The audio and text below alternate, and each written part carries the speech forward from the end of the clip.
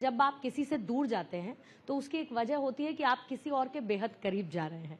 आप कांग्रेस से दूर हुए और प्रधानमंत्री मोदी के बहुत करीब हुए, लेकिन सबसे बड़ी बात ये कि अब आपने ये तक कह दिया कि महात्मा गांधी के बाद अगर कोई सेकुलर नेता है तो वो प्रधानमंत्री मोदी हैं। मतलब बीच में से आपने सबको हटा दिया, ऐसा क्यों? हमारे शास्त्रों में कहा गया है प्रत्यक्षम किम प्रमाणम। प्रत्यक्ष को प्रमाण की आवश्यकता नहीं होती है। मुझे नरेंद्र मोदी जी का एक भाषण बताओ, एक स्पीच बताओ जिसमें उन्होंने ये कहा हो कि मैं हिंदुओं का प्रधानमंत्री हूं, जिसमें उन्होंने कहा हो कि मेरी सरकार की योजनाओं पर हिंदुओं का हक है, जिसमें उन्होंने एक जगह ये कहा हो, एक जगह, और बड़े जिम्मेदारी से मैं बात कर रहा हूं। और एक बात मैं आपको और बता दूं, कांग्रेस के कई फैसले ऐसे थे जिससे मेरा मन बड़ा दुखी था। मैंने कांग्रेस में रह करके सारे बड़े नेताओं से ये बातें की कि ये गलत फैसले हो रहे हैं। मुझे लगता है कि मुझे कांग्रेस छोड़ देनी चाहिए, लेकिन मैं छोड़ नहीं पाया। मगर भगवान राम के मंदिर की जब प्राण प्रतिष्ठा हुई, उसमें मुझे आमंत्रित किया गया। मुझसे कहा गया कि भाई पार्टी की लाइन है कि वहां नहीं जाना है। मैंने कहा भाई मैं तो जाऊंगा। जब मैं वहां गया तो आप लोगों ने मेरे इंटरव्यूज किए।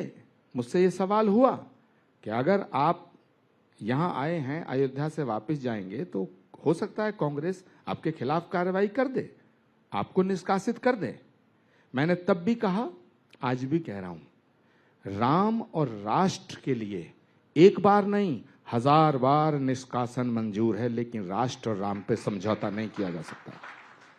और मुझे पार्टी ने निकाला, मैंने कांग्रेस नहीं छोड़ी।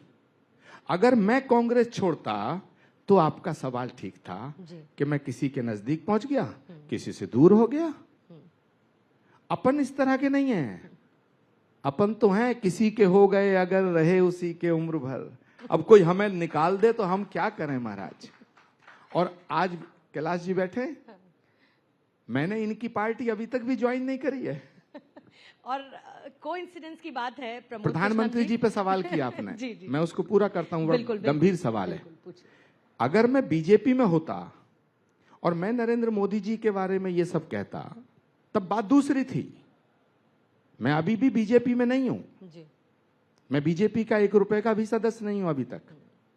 ना मेरे ऊपर मैंने कोई पद लिया है, ना कोई जिम्मेदारी है। मैं डंके की चोट पे कह रहा हूं कि भारत के प्रधानमंत्री के रूप में यदि नरेंद्र मोदी सेकुलर नहीं है तो फिर इस देश का कोई नेता सेकुलर नहीं है।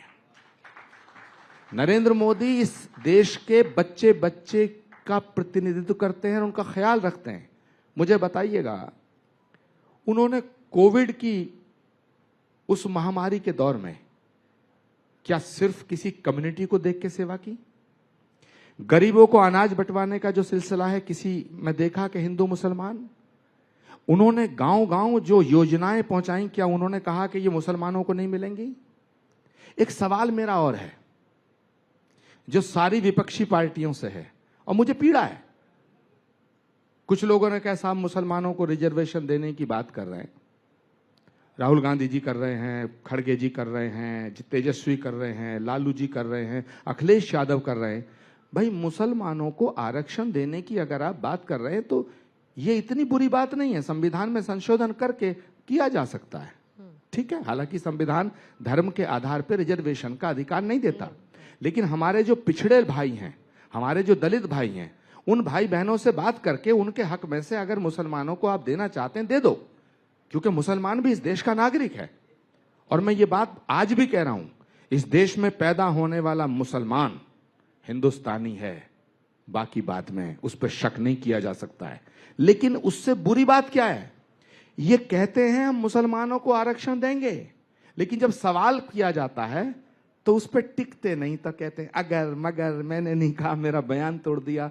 ये ना हिंदू के हैं ना मुसलमान के हैं, ये सब दुकानदार अपनी दुकान के हैं।